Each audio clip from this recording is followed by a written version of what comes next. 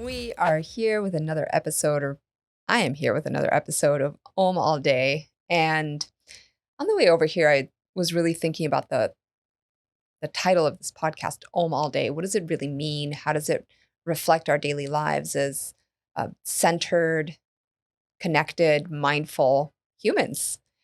Well, the word Om, if we just focus on that, it's not even a word, it's a sound, right? It's an inherent sound, it's a vibration that is the intrinsic vibration of the universe.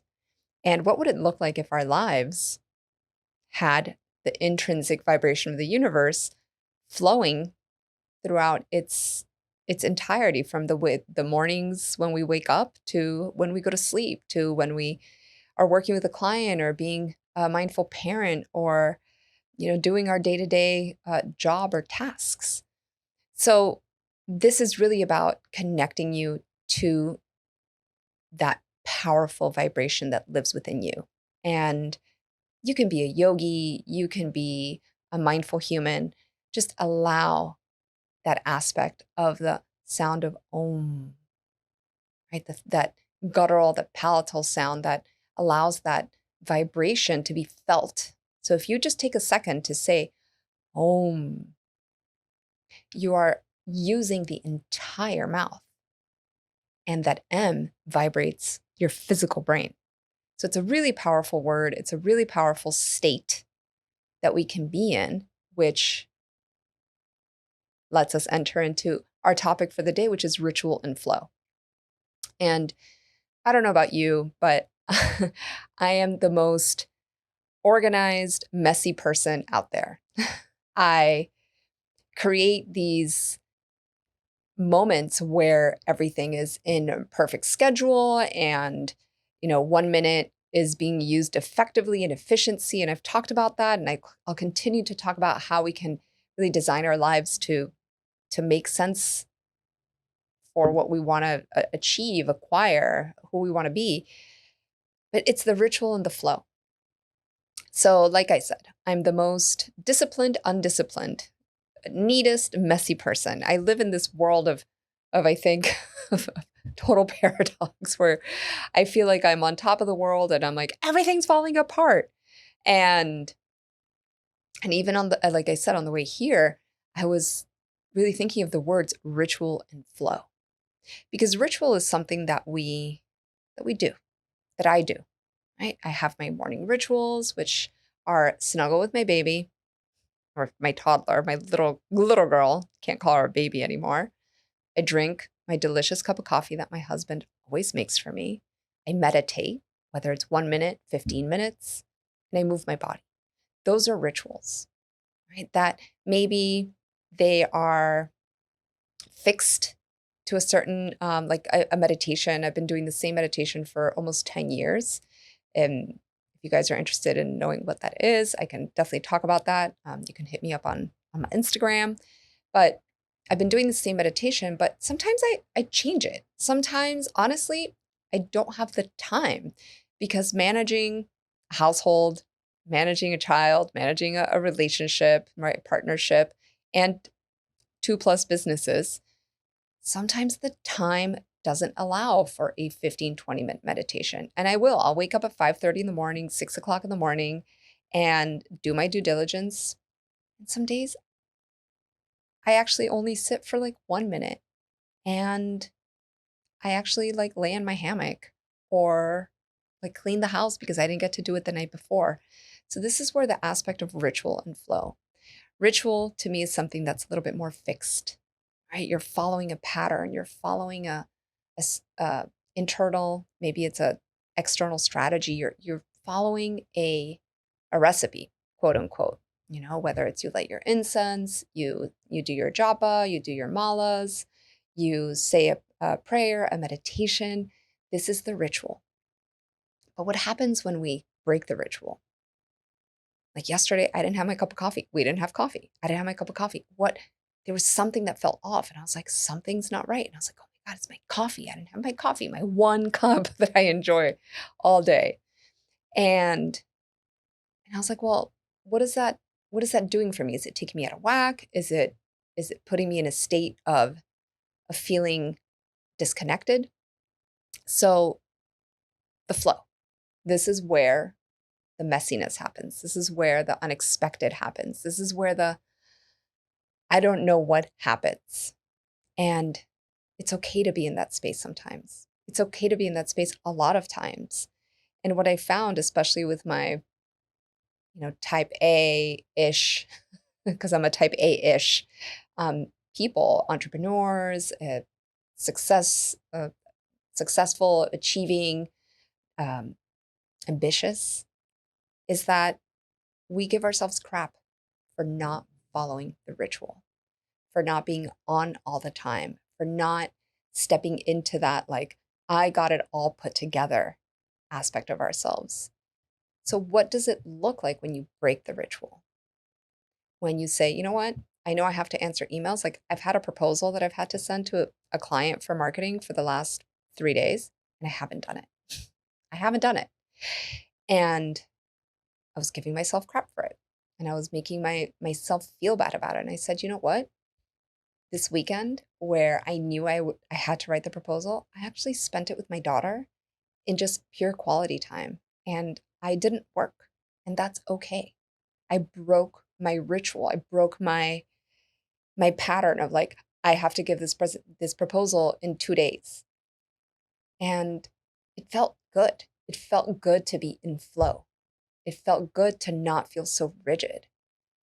And it felt good in my mind, it felt good in my body.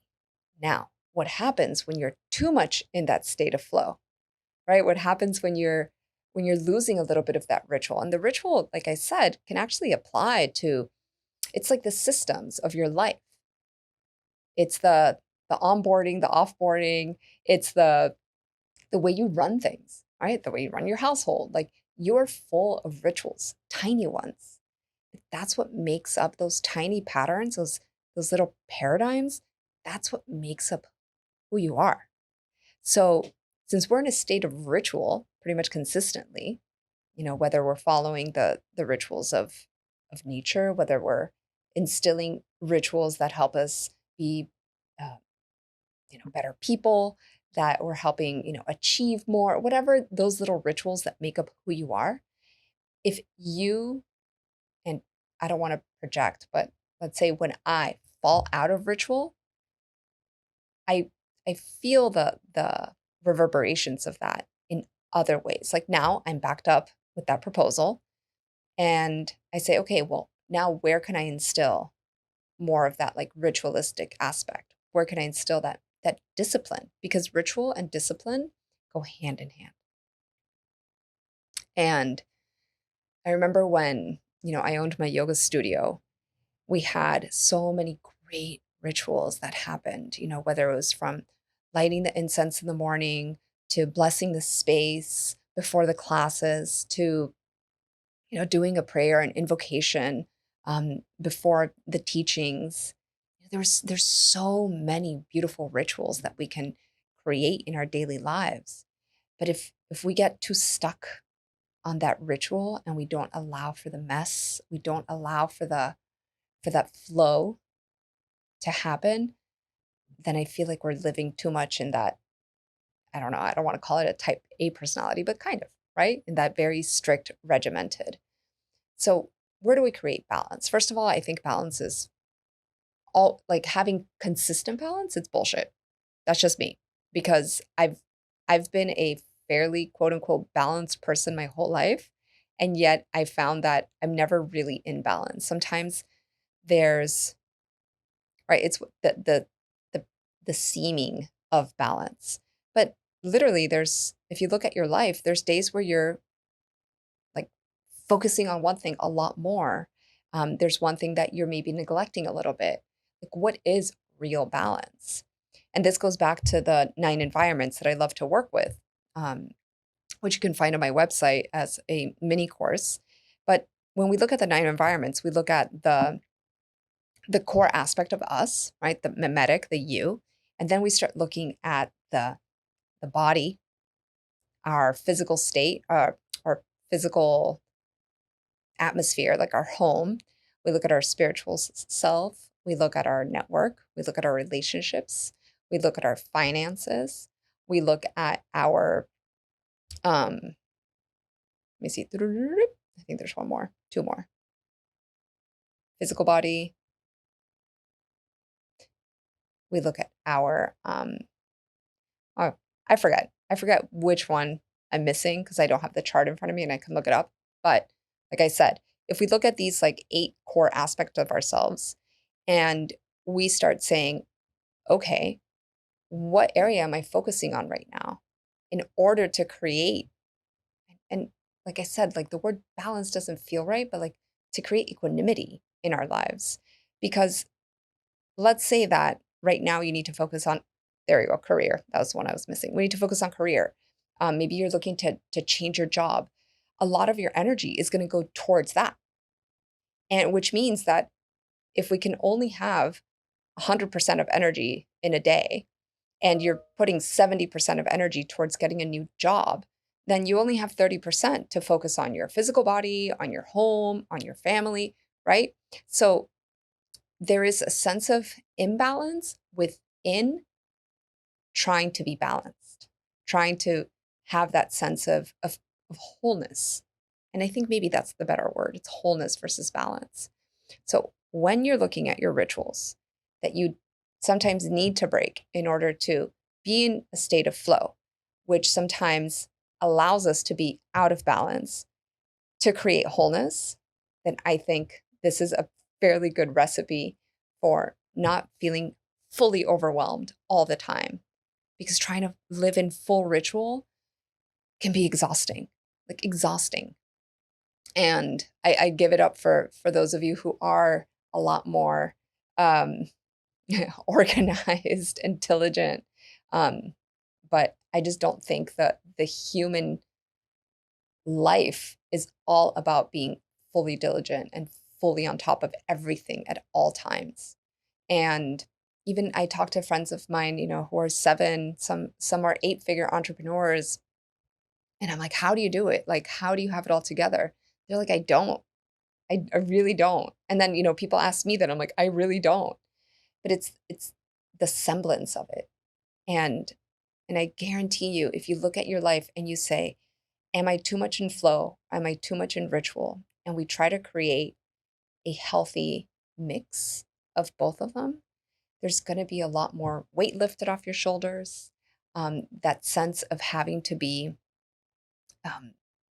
100% like on and diligent all the time, it's gonna feel less heavy or less pressure. We as, especially, I'm going to say this as women, there's a lot of demands on us, a lot, especially women with a family, especially women with family and careers, especially women, family, careers, and right, having to take care of everything and being caretakers. Um, it's okay to be a little bit more in flow. But if you see that being always in flow is actually moving you away from that level 10 life, from this full, whole experience of what we are here to live, see where you can create more ritual, more discipline, more, I don't want to say rigid, but a little bit, okay, a little bit of rigidity.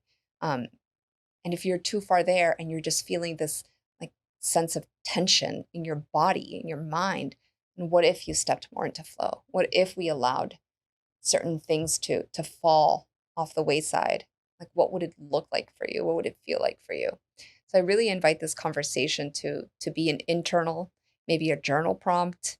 Right now I'm doing the 21 days of Deepak Chopra's abundance meditation, and I had to write a bunch of stuff down today, and it just brought so much clarity, and it like allowed things to come off my mind, because the mind can only hold so much.